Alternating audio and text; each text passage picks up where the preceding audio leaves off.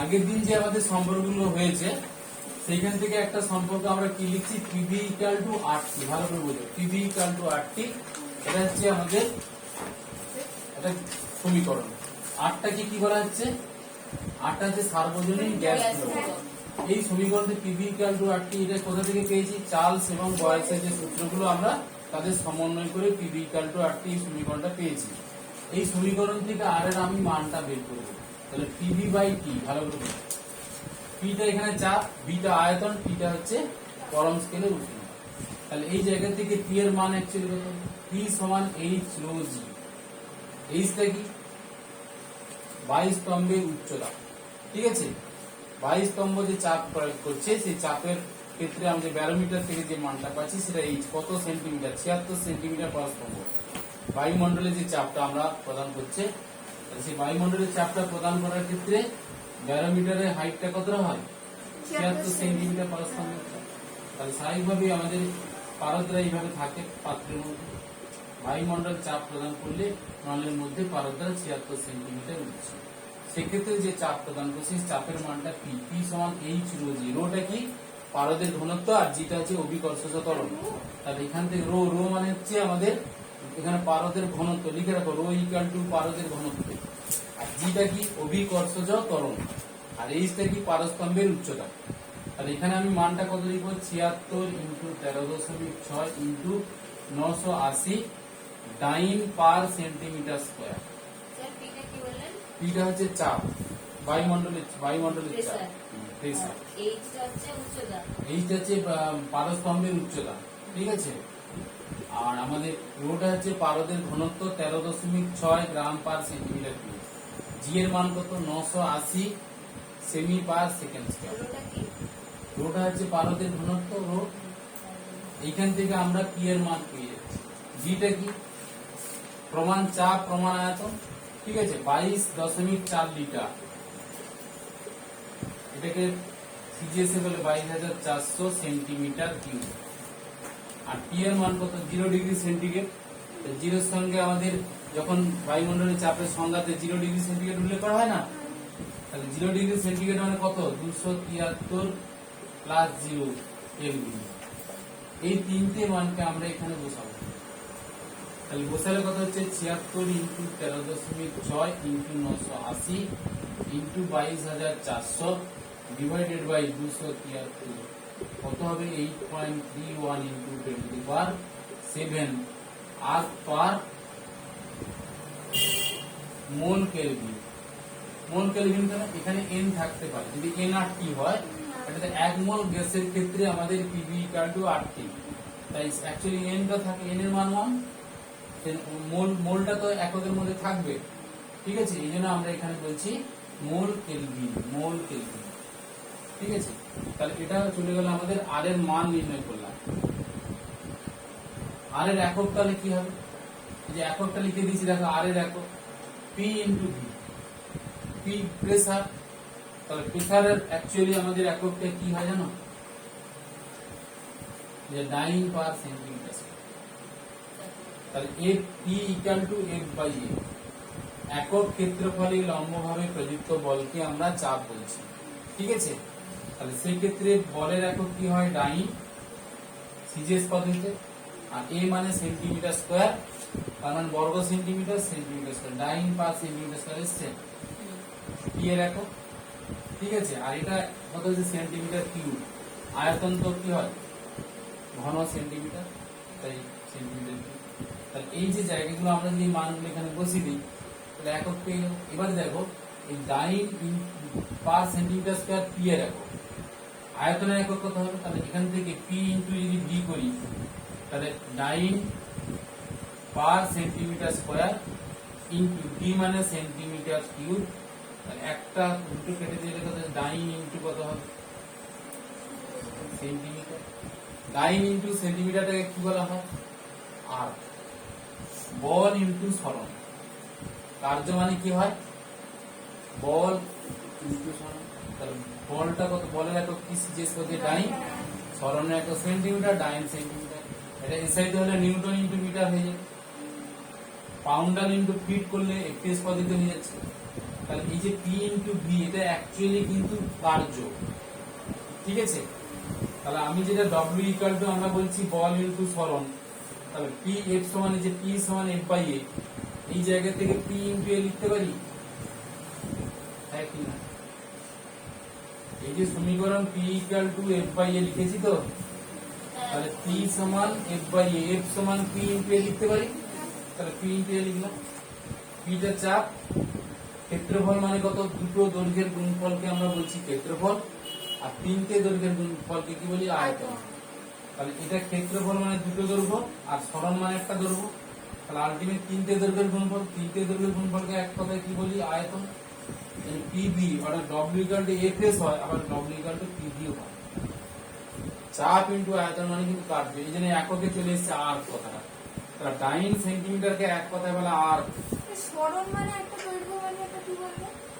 সরণ মানে দূরত্ব বোঝাচ্ছে,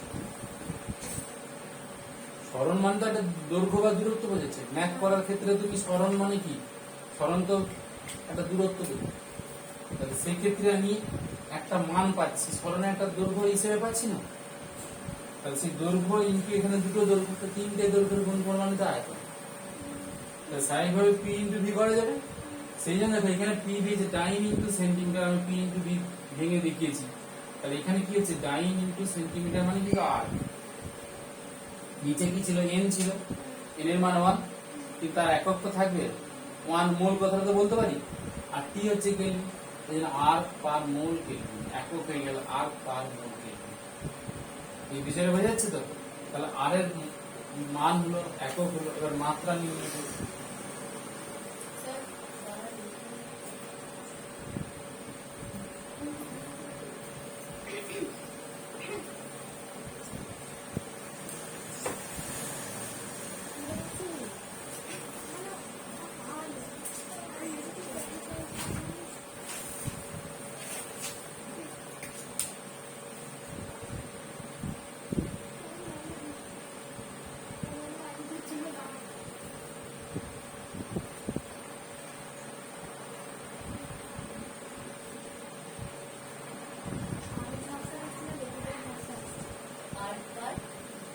মোল কেলভিন, আর পার মোল কেলভিন।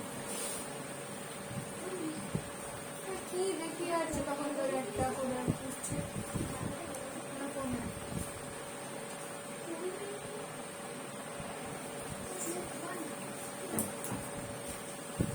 আরো করে কি একটা এলো অর্থটা। ঠিক আছে,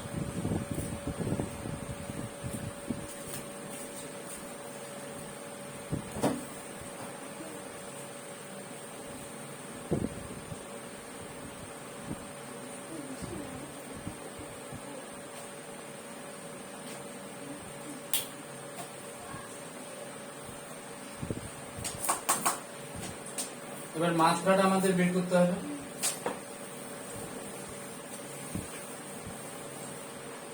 তাহলে মাত্রা যদি বের করতে হয়, আর ইকুয়াল টু কি হচ্ছে? PV by NT. এক মোল ক্ষেত্রে এন এর মান 1 ধরছিলাম, আর এন মোল হলো এনটি হবে। পি এর মাত্রাটা কি হয়? তাহলে আমার এখানে পি এর মাত্রা হচ্ছে, পি এর এককটা যদি লিখি 9 পার সেন্টিমিটার স্কয়ার, তাই তো? বলের মাত্রাটা কি হয়? M L T to the power -2 ভর ইন্টু ত্বরণ। ত্বরণ মানে কি? সেমি পার সেকেন্ড স্কয়ার। এই সেকেন্ড স্কয়ার মানে টি স্কয়ার, টি স্কয়ারটা উপরে উঠলে কত হচ্ছে? T to the power -2। তাহলে এম ইন্টু এল, সেমি পার সেকেন্ড, সেমি মানে এল, দৈর্ঘ্যের মাত্রা। আর এখানে কি হচ্ছে? গ্রাম ইন্টু সেমি পার সেকেন্ড স্কয়ার। অ্যাকচুয়ালি এফটাকে ভাঙলে কি হয়? M into L.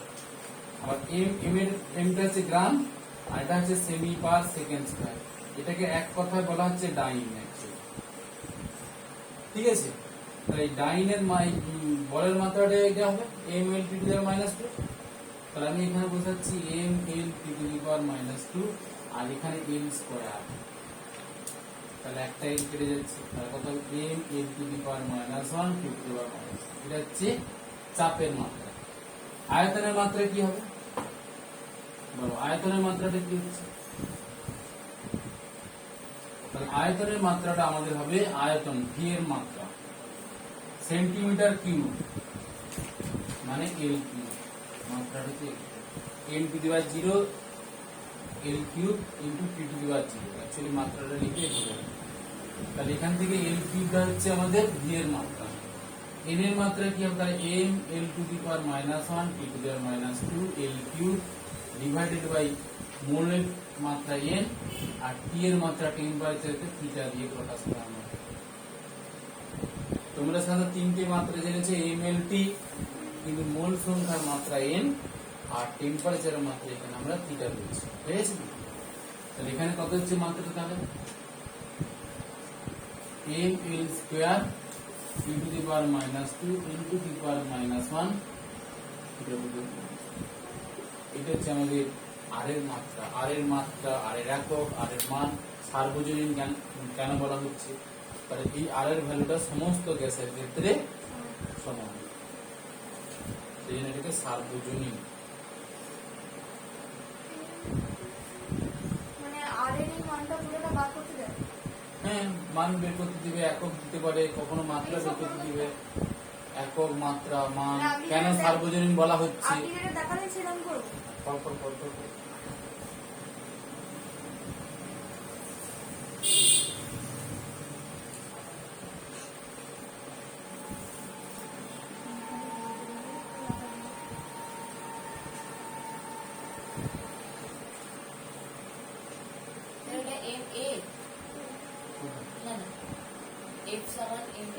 m into a মানে কি? ত্বরণ। ত্বরণ মানে কি? সেমি পার সেকেন্ড স্কয়ার। ত্বরণ মানে কি? বেগ বাই সময়। a মানে কি হচ্ছে বেগ, বেগের পরিবর্তন বাই সময়। এটাকে আমি বেগ বাই সময় বলি, v ড্যাশ বাই t। তাহলে বেগ, বেগ মানে কি? সেমি পার সেকেন্ড, আর সময় নিচে একটা সেকেন্ড আছে, তাহলে সেমি পার সেকেন্ড স্কয়ার। ঠিক আছে? আর মাত্রা তুমি যদি বের করো তাহলে সেমি মানে কি? দৈর্ঘ্য, দৈর্ঘ্যের মাত্রা। দৈর্ঘ্যের মাত্রা কত? l, আর সময়ের মাত্রা t, t স্কয়ার। এটা কত হবে? l to the power -2। বুঝেছি? ভরের, ভরের মাত্রা n, তাহলে এখানে অ্যাকচুয়ালি মাত্রা কত হবে? m n two the power -2। এটা হচ্ছে বলের মাত্রা। ঠিক আছে? না, একক ভালো করে শিখতে হবে, এককের সাথে সাথে রিলেটেড মাত্রা। এগুলোকে জানলে তুমি যে কোনো, এই যে আমরা ম্যাথ পড়ার সময় কি করি, ম্যাথের ক্যালকুলেশন করলাম কিন্তু এককটা দিলাম। বেশিরভাগ ক্ষেত্রে দেখবে স্টুডেন্টরা কি করে, যে ম্যাথটা করবে লাস্টে এককটা দেবে, কিন্তু তুমি একটা ভৌত রাশির এক মান লিখতে হবে না, তার এককটা দিতে হবে তার সাথে। এইটা ভুল করে। তুমি বইয়ের মধ্যে ধরো একটা ম্যাথ করছো, ম্যাথে যদি সমস্ত সিজিএস কিংবা সমস্ত এসআই এককে মান দেওয়া থাকে, তুমি সূত্রতে সেই মাত্রা যেমন মান বসাচ্ছ, সব জায়গায় তার পাশাপাশি এককগুলোকে পাশাপাশি বসিয়ে দাও, দিয়ে কাটাকাটি করলে যে এককটা হবে সেটাই লিখে দেবে। বুঝতে পেরেছো? সেটা লিখলেও তো তোমাদের হবে, কিন্তু আমরা কি করি, সে এককটা তৈরি করতে চেষ্টাই করি না। এককটা তৈরি করার চেষ্টা করতে হবে। আমি যখন একক মাত্রা যখন যে চ্যাপ্টার পড়াবো, তখন কিন্তু প্রত্যেকটা একক মাত্রা তার সমস্ত কিছু বিষয়টাকে ভালো করে পরিষ্কার করবে। মানে এখন তো তোমাদের এই চ্যাপ্টারগুলো হচ্ছে, এই চ্যাপ্টারগুলোর সাথে সাথে আমি একক মাত্রা সবই দেখাচ্ছি, কিন্তু ওইটাতে ইন জেনারেল সমস্ত কিছু দেখানো ওই চ্যাপ্টারে। আর সমস্ত চ্যাপ্টারগুলো কম্পিউটার পরে ওই চ্যাপ্টারটা পড়াবো কেন? কারণ তাহলে সেক্ষেত্রে একক মাত্রা সম্পর্কে একটা পুরো পূর্ণাঙ্গ ধারণা তৈরি হবে। প্রথমে তুমি একটা ইকুয়েশনই জানো না, আমি একক মাত্রা পড়াচ্ছি, সেই ইকুয়েশন গুলো লিখবো, তুমি তো বুঝতে পারছো না যে ইকুয়েশনটা কোথা থেকে এলো। যেন আমি একক মাত্রার ওই যে চ্যাপ্টারটা, প্রথম যে চ্যাপ্টারটা লাস্টে পড়াবো। ঠিক আছে? তাহলে এটা বোঝা গেল। এবার আমাদের দেখো কিছু জায়গা আসবে। পিভি ইকুয়াল টু ধরো n আর টি, আমি n মোল গ্যাসের ক্ষেত্রে এই সমীকরণটা তো লেখা যায়। পিভি ইকুয়াল টু n আর টি, আগের দিন ফর্মেশন করেছি। পিভি ইকুয়াল টু আর টি, 1 মোল গ্যাসের n মোল গ্যাসের। n এর জায়গায় আমি কি বসাতে পারি, আরেকটা সম্পর্ক আমরা রেডি করব। ঠিক আছে? n মোল, তোমাকে বলা হচ্ছে 8 গ্রাম অক্সিজেন গ্যাস সমান কত মোল অক্সিজেন। তাহলে মোল সংখ্যা বের করতে হবে। তাহলে অক্সিজেনের আণবিক ভর কত?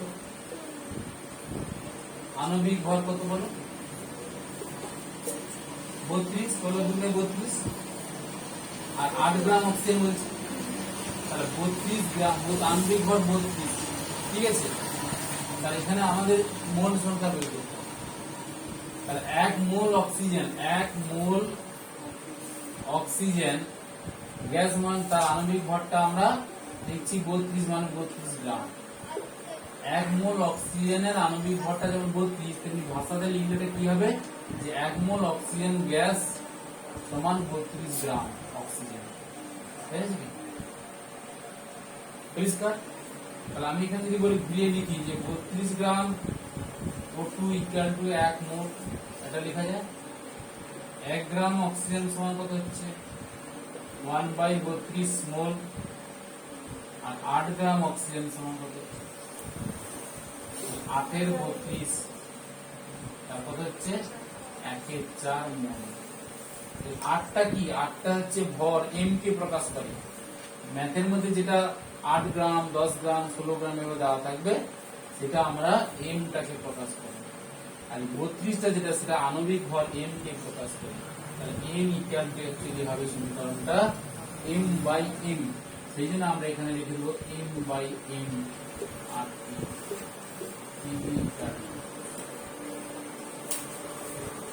বুঝতে বোঝা যাচ্ছে কেন এন এর জায়গায় এম বাই এম করলাম? এই ধারণা তৈরি করতে হবে, এই মোল সংখ্যা কনভার্ট করতে শিখতে হবে বিভিন্ন গ্যাসে। এবারে এখান থেকে আরেকটা বিষয় আসবো, আপেক্ষিক গ্যাস ধ্রুবক। ঠিক আছে, আপেক্ষিক গ্যাস ধ্রুবকটা কি? পিভি ইকুয়াল টু এম টা রেখে দিয়ে আর বাই এম। আর বাই এম এর অনুপাতটাকে বলা হচ্ছে, অর্থাৎ সার্বজনীন গ্যাস ধ্রুবক এবং আণবিক ভরের অনুপাতকে আমরা বলছি আপেক্ষিক গ্যাস ধ্রুবক। সেটাকে আমরা কি করবো? স্মল আর দিয়ে প্রকাশ করবো, PV equal to M R. এই যে সম্পর্কটা লক্ষ্য করেছে, পিভি ইকুয়াল টু কত করলাম? এন এর জায়গায় এম বাই এম বসিয়েছি, এটা বোঝা গেছে। আমি এম টাকে রেখে দিই, এম টাকে আর নিচে নিয়ে চলে যাচ্ছে, তাহলে এম ইন্টু কত হচ্ছে আর বাই এম ইন্টু ক্যাপিটাল। বোঝা যাচ্ছে এবারে? এই আর বাই এম টা কি? আর হচ্ছে সার্বজনীন গ্যাস ধ্রুবক আর এম টা হচ্ছে আণবিক ভর। ক্যাপিটাল টি আর স্মল টি এগুলোর মধ্যে পার্থক্য কি? ক্যাপিটাল টি হচ্ছে ডিগ্রি সেন্টিগ্রেডে হবে, আর কেলভিন স্কেলে হবে ক্যাপিটাল টি। স্মল টিটা হচ্ছে আমাদের ডিগ্রি সেন্টিগ্রেড। মানে এগুলো তো কেলভিন স্কেল হচ্ছে। আমি তো তোমাদের ডিগ্রি সেন্টিগ্রেড এবং কেলভিন স্কেলের মধ্যে রিলেশন দেখিয়েছি কিভাবে হয়, খেয়াল করেছি। স্মল টি বলতে ডিগ্রি সেন্টিগ্রেড হয়ে যাবে, আর ক্যাপিটাল টি কেলভিন স্কেল হয়ে যাবে। এবার আর বাই এম টা বুঝতে পেরেছো? আর বাই এম, আরটা কি? সার্বজনীন গ্যাস ধ্রুবক, আর এম টা হচ্ছে আণবিক ভর। তাহলে এই দুটোর অনুপাতকে বলা হচ্ছে আপেক্ষিক গ্যাস ধ্রুবক। সেটাকে আমরা স্মল আর দিয়ে প্রকাশ করলাম, এম ইন্টু স্মল আর ইন্টু ক্যাপিটাল টি। তাহলে এম আর ইকুয়াল টু কত হচ্ছে আর বাই। নির্দিষ্ট গ্যাসের ক্ষেত্রে এর মানটা নির্দিষ্ট, কিন্তু বিভিন্ন গ্যাসের ক্ষেত্রে এর মানটা বিভিন্ন হবে। তুমি অক্সিজেন নাইট্রোজেন নিচ্ছ, অক্সিজেনের ক্ষেত্রে 32 আণবিক ভর, এম এর মানটা কত 32। নাইট্রোজেনের ক্ষেত্রে এম এর মান কত 28 20। ঠিক আছে, তাহলে আমি যদি এই মানটা চেঞ্জ করি, আর এর মান কনস্ট্যান্ট আছে, এই মানটা চেঞ্জ হলে এই মানটাও তো পরিবর্তিত হবে। আপেক্ষিক গ্যাস ধ্রুবকটা নির্দিষ্ট গ্যাস, তুমি যদি শুধু অক্সিজেন বলো তার ক্ষেত্রে একটাই মান, কিন্তু দুটো আলাদা গ্যাসের সঙ্গে কম্পেয়ার করলে কিন্তু একই মান হবে না, সেই ক্ষেত্রে মানটা চেঞ্জ হয়ে যাবে। বুঝতে পেরেছি কি? এইটা সম্পর্কে জানলাম যে আপেক্ষিক গ্যাস ধ্রুবকটা কি, তার রাশিমালা কিভাবে তৈরি করলাম, তার মানটা কত। এবার যে অক্সিজেন গ্যাসের ক্ষেত্রে কত, তাহলে 8.31 ইন্টু 10⁷ ডিভাইডেড হয়ে যেত এম এর মান ভাগ করবে যা হবে, বুঝেছি? সেই মানটা তুমি পেয়ে যাবে। আবার আর এর মান বসিয়ে এম এর মান 28 দিয়ে ভাগ করবে, তাহলে আর এর মানটাকে 28 দিয়ে ভাগ করলে যে মানটা হবে সেটাকে আপেক্ষিক গ্যাস ধ্রুবক। তার কার ক্ষেত্রে? নাইট্রোজেনের ক্ষেত্রে। বুঝা যাচ্ছে?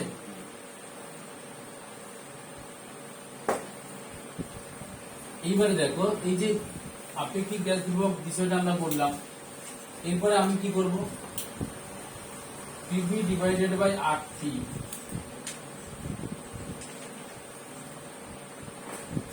আটটাকে উপাস রেখে দাও,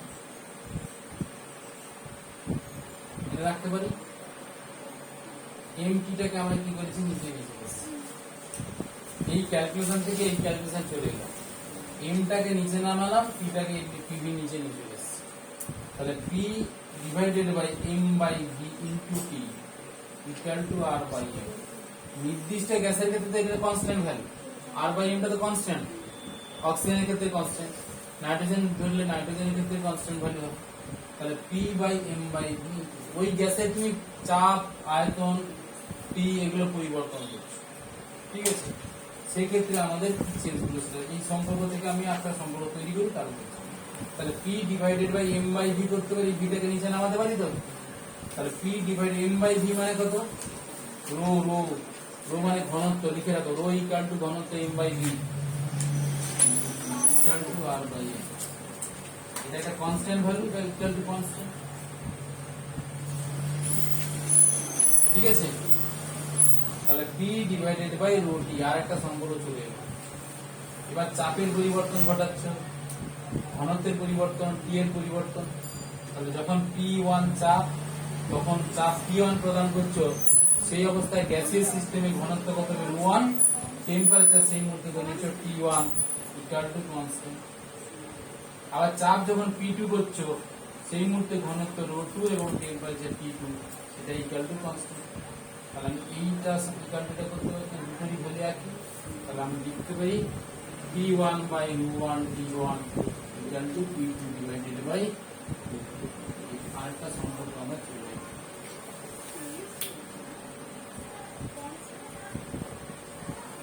এই দুটো সমীকরণ থেকে আমরা এই সমীকরণটা লিখতে পারি।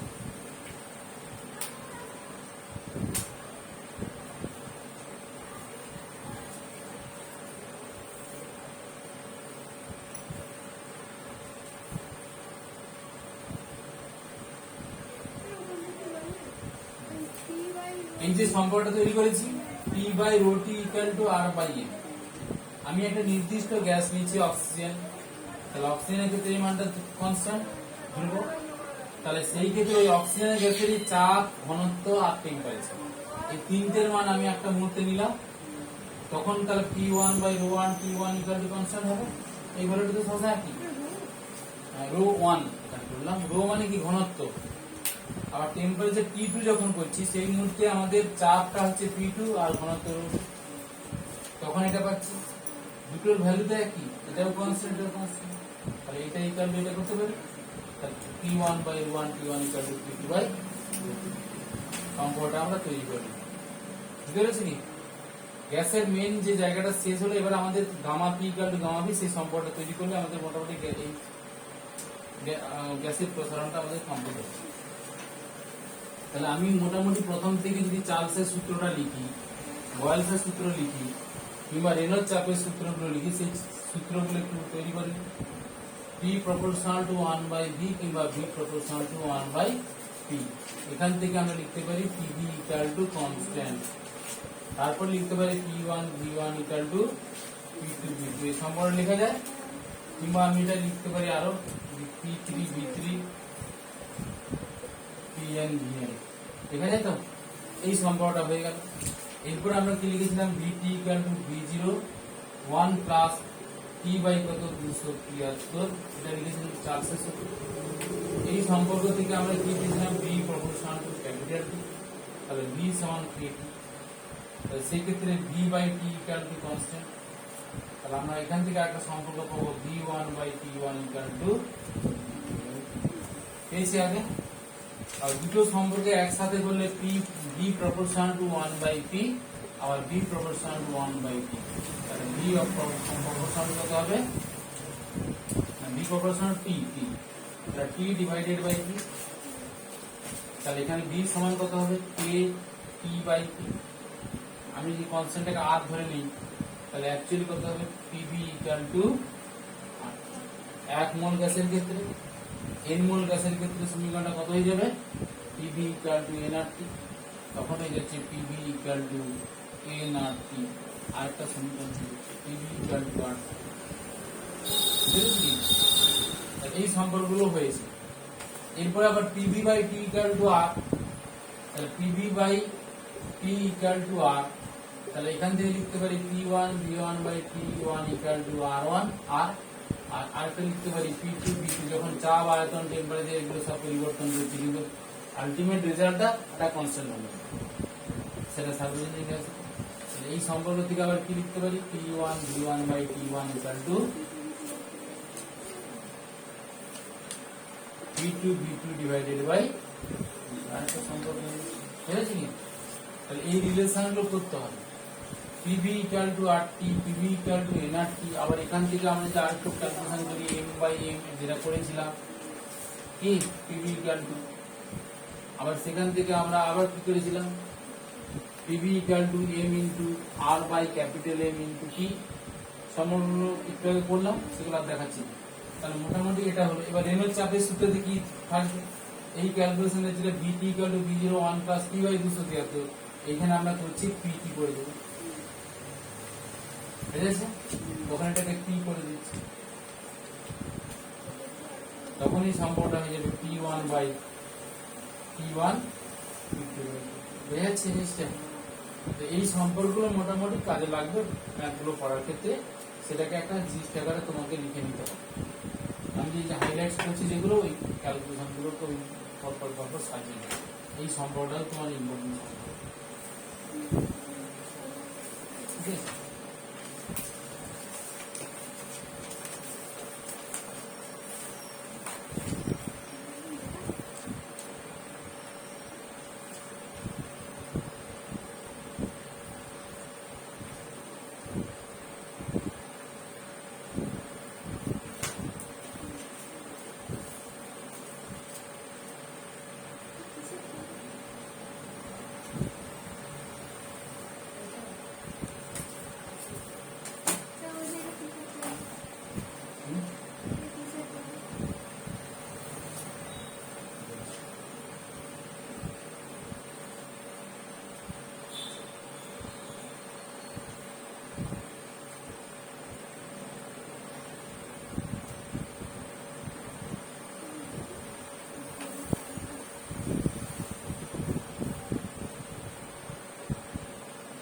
কি বোঝা যাচ্ছে সূত্রগুলো কোথায় কিভাবে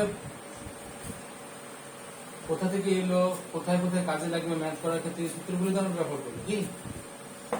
এরপরে দেখো, এরপরে আমাদের চলে আসছি চাপ গুণাঙ্ক আয়তন গুণাঙ্ক তাদের সম্পর্ক। গ্যাসের চাপ গুণাঙ্ক, চাপ গুণাঙ্কটাকে কি বলছি গামা বি, এটা বলা হচ্ছে গ্যাস চাপ গুণাঙ্ক। যেহেতু গ্যাসের প্রসারণ খুব বেশি, সামান্য তাপ দিলে তার প্রসারণ হয়ে যাচ্ছে, সেই জন্য আমরা সবসময় 0 ডিগ্রি থেকে 1 ডিগ্রি বৃদ্ধি করা হবে। 0 ডিগ্রি থেকে ধরবো, তার প্রাথমিক উষ্ণতাকে সবসময় 0 ডিগ্রি ধরবো। তাহলে সেখানে গামা পি ইকুয়াল টু কত হচ্ছে, গামা বি ইকুয়াল টু কত হচ্ছে PT minus P0 divided by P0, অর্থাৎ এটা হচ্ছে প্রাথমিক চাপ। 0 ডিগ্রি সেন্টিগ্রেড উষ্ণতাতে চাপ হচ্ছে P0, 3 ডিগ্রি সেন্টিগ্রেড উষ্ণতাতে চাপ হচ্ছে PT। তাহলে সেক্ষেত্রে পিটি মাইনাস P0, তাহলে T ডিগ্রি উষ্ণতা বৃদ্ধিতে চাপের প্রসারণ কত হচ্ছে পিটি মাইনাস P। এটা কার সঙ্গে সমানুপাতিক হবে? এটা হচ্ছে আমাদের প্রাথমিক চাপের সঙ্গে সমানুপাতিক। প্রাথমিক চাপ কম হলে প্রসারণ কম হবে, উষ্ণতা তখন স্থির থাকবে। আবার যখন উষ্ণতার সঙ্গে সমানুপাতিক সম্পর্ক কমছে তখন এটা স্থির থাকবে। তাহলে সেই ক্ষেত্রে P0টাকে স্থির রাখছে। তাহলে এই জায়গায় দুটো একসাথে করলে কত হবে পিটি মাইনাস উষ্ণতা বৃদ্ধির উপর নির্ভর করছে। উষ্ণতা পরিবর্তনটা কত বেশি হবে, আগের দিন তোমাদের কঠিনের প্রসারণের ক্ষেত্রে বলেছিলাম 30 থেকে আমি 100 ডিগ্রি করলাম, 70 ডিগ্রি ডিফারেন্স। আবার 30 থেকে 200 করলাম, ডিফারেন্স যত বেশি হবে তার প্রসারণ সেই অনুপাতে হয়ে যাবে, সম্পর্ক বেশি হবে। কম হলে কম হবে, তার সম্পর্কটা সমানুপাতিক সম্পর্ক। তাহলে এখানে কি হচ্ছে P0 ইন্টু T, সমান চিহ্ন দিলে কি একটা কনস্ট্যান্ট নিতে হবে গামা বি। কারণ কি এটাকে এখানে কাকে কনস্ট্যান্ট রাখতে হবে, আয়তনটাকে কনস্ট্যান্ট রেখে তার উষ্ণতা বাড়ালে চাপ একবার হবে, ঠিক আছে? উষ্ণতা বৃদ্ধি করবো, তার চাপের প্রসারণ কতটা হচ্ছে আমরা দেব, ঠিক আছে?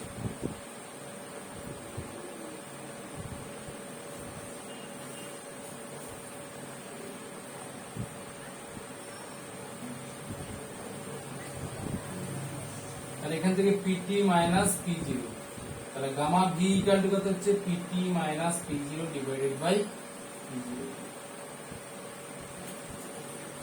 তাহলে কোনো গ্যাসের আয়তনকে ধ্রুবক রেখে স্থির আয়তনে, কোনো গ্যাসের স্থির আয়তনে 0 ডিগ্রি সেন্টিগ্রেড উষ্ণতায় যে চাপ, একক চাপের 1 ডিগ্রি সেন্টিগ্রেড উষ্ণতা বৃদ্ধি করতে, 0 ডিগ্রি সেন্টিগ্রেড উষ্ণতায় একক চাপ, P0 এর ভ্যালু যদি 1 করে দিই আর T এর ভ্যালু যদি 1 করে দিই, তাহলে P0 equal to 1, P equal to 1। 0 degree centigrade উষ্ণতায় একক চাপের 1 ডিগ্রি সেন্টিগ্রেড উষ্ণতা বৃদ্ধি করতে যে চাপের প্রসারণ ঘটবে, সেক্ষেত্রে কাকে কনস্ট্যান্ট রাখবো? আয়তনটাকে কনস্ট্যান্ট রাখবো বা আয়তনটাকে নির্দিষ্ট রাখবো। যে প্রসারণ হবে তাকে বলা হচ্ছে চাপ গুণাঙ্ক। এরপরে আমরা যদি আয়তন গুণাঙ্ক করি, গামা পি ইকুয়াল টু কত হবে? VT minus V0 divided by V0। তাহলে VT minus V0 proportional to V0 proportional to V0। তাহলে VT মাইনাস V0 সমান চিহ্ন দিলে কি হবে? আমরা এখানে gamma P into V0 into T একসাথে করে দিচ্ছি, কারণ এই একই রকম হচ্ছে তার বিষয়। তাহলে গামা P ইকুয়াল টু কত হবে? VT minus V0 divided by. সংজ্ঞা তৈরি করতে পারবে? সবসময় বলেছি ফিজিক্সের যত ধরনের সূত্র পাবে তার নিচের ভ্যালুগুলোকে সবসময় 1 করার চেষ্টা করবে। তাহলে 0 ডিগ্রি সেন্টিগ্রেড উষ্ণতায় একক আয়তনের 1 ডিগ্রি সেন্টিগ্রেড উষ্ণতা বৃদ্ধি করতে চাপটাকে যে আমি স্থির রেখে দিই, সেক্ষেত্রে যে আয়তনের প্রসারণ ঘটবে তাকে বলা হচ্ছে আয়তন গুণাঙ্ক।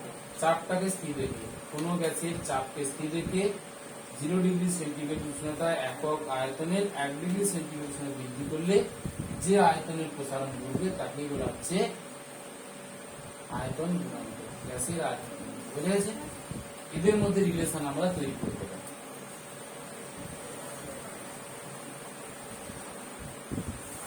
তাহলে গামা পিটা হচ্ছে আয়তন গুণাঙ্ক।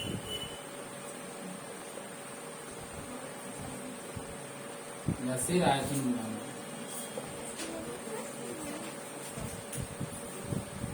গ্যাসের চাপ গুণাঙ্ক, এক্সপানশন অফ গ্যাস। এরপরে আমরা কি করবো? এদের মধ্যে রিলেশন করবো। কি রিলেশনটা তৈরি করবো? তো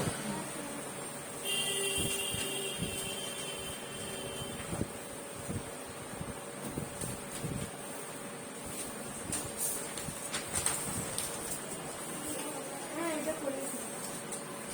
হ্যাঁ এটা দেখা গেল না। P0 V0, ঠিক আছে? প্রাথমিক চাপ হচ্ছে P0 0 ডিগ্রি সেন্টিগ্রেড উষ্ণতা, আর 0 ডিগ্রি সেন্টিগ্রেড উষ্ণতাতে আমাদের আয়তন কত? V0। বুঝা যাচ্ছে? উষ্ণতা আমরা কি করব? T ডিগ্রি সেন্টিগ্রেড বাড়াবো, বৃদ্ধি করবো। T ডিগ্রি সেন্টিগ্রেড বাড়ালে আমি কাকে স্থির রাখতে চেয়েছি? P0 কে রাখতে চেয়েছি। চাপটাকে স্থির রেখে আয়তনটাকে বাড়াবো। তাহলে V0 বেড়ে কি হবে? VT হয়ে যাবে, কিন্তু P0 বলছি কনস্ট্যান্ট রাখবো। ঠিক আছে? তাহলে কার সূত্র? চার্লসের সূত্র। চাপ স্থির মানে কি? সেটা কোন সূত্র? চার্লসের সূত্র। আবার টেম্পারেচার বাড়াচ্ছি 3 ডিগ্রি সেন্টিগ্রেড, আয়তনটাকে কনস্ট্যান্ট রাখছি, তাহলে আয়তনটাকে কনস্ট্যান্ট রেখে দিই। P0 বেড়ে কত হচ্ছে? PT, রেনল্ড চাপের সূত্র। এটা হচ্ছে রেনল্ড চাপের সূত্র।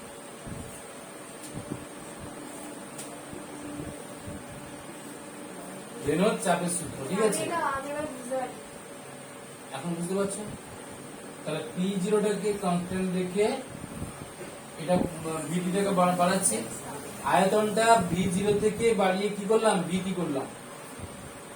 আবার আয়তনটাকে কনস্ট্যান্ট রেখে P0টাকে বাড়িয়ে PT করলাম। এই দুটো অবস্থাতে এসে উভয়ের টেম্পারেচার T ডিগ্রি সেন্টিগ্রেডে নির্দিষ্ট থাকে। আর এটা হচ্ছে বয়েলের সূত্র। এই স্টেটে এসে দুজনের টেম্পারেচার T ডিগ্রি সেন্টিগ্রেড, এটাও T ডিগ্রি সেন্টিগ্রেড আছে, এটাও T ডিগ্রি, তার টেম্পারেচার নির্দিষ্ট, তাপমাত্রা নির্দিষ্ট মানে কোন সূত্র? বয়েলের সূত্র। সেখানে একটা সম্পর্ক করেছিলাম P1 V1 equal to P2 V2, এখানে সেটা করব P0 VT সমান PT V0। বুঝা যাচ্ছে? তাহলে P0 VT equal two PT V0। আমরা গামা P ইকুয়াল টু কত লিখেছিলাম? VT minus V0 by V0T লিখেছি। কোনাকুনি গুণ করো, তাহলে VT minus V0 equal to কত হবে? Gamma P V0T। তাহলে VT ইকুয়াল টু কত হচ্ছে? V0 1 plus gamma PT। আসছে তো? আবার গামা ভি সমান কি লিখেছি, PT minus P0 divided by P0 PT minus P0 equal to কত হচ্ছে gamma V P0 PT equal to কত হচ্ছে P0 কমন নিলে 1 প্লাস গামা ভিটি। বুঝেছেন জিনিসটা? এই মান দুটো পিটি এবং ভিটির মান দুটোকে আমরা ওই সমীকরণে বসাবো। বসালে কি হবে, তাহলে P0 into V0 into 1 plus gamma PT, আর পিটির মান কত P0 into 1 plus gamma VT into V0 বাদ যাবে উভয় পক্ষ থেকে, তাহলে 1 plus gamma PT equal to 1 plus gamma VT, তাহলে gamma P equal to gamma VT, P not equal to 0, তাহলে গামা পি ইকুয়াল টু, বোঝা যাচ্ছে সম্পর্কটা কিভাবে হলো? দুটো সংজ্ঞা থেকে ভিটি আর পিটির মানটা বের করে নিলাম, নিয়ে এখানে কি করে হচ্ছে বিষয়টাকে বোঝালাম, এবং সেক্ষেত্রে আমাদের মানগুলো বসিয়ে দিলাম। ভিটি আর পিটির মান বসিয়ে উভয় পক্ষ থেকে যেটা যেটা বাদ যাচ্ছে বাদ দিয়ে দিলাম। তাহলে gamma P equal to gamma V এর মান কত, 1/273 ঠিক আছে।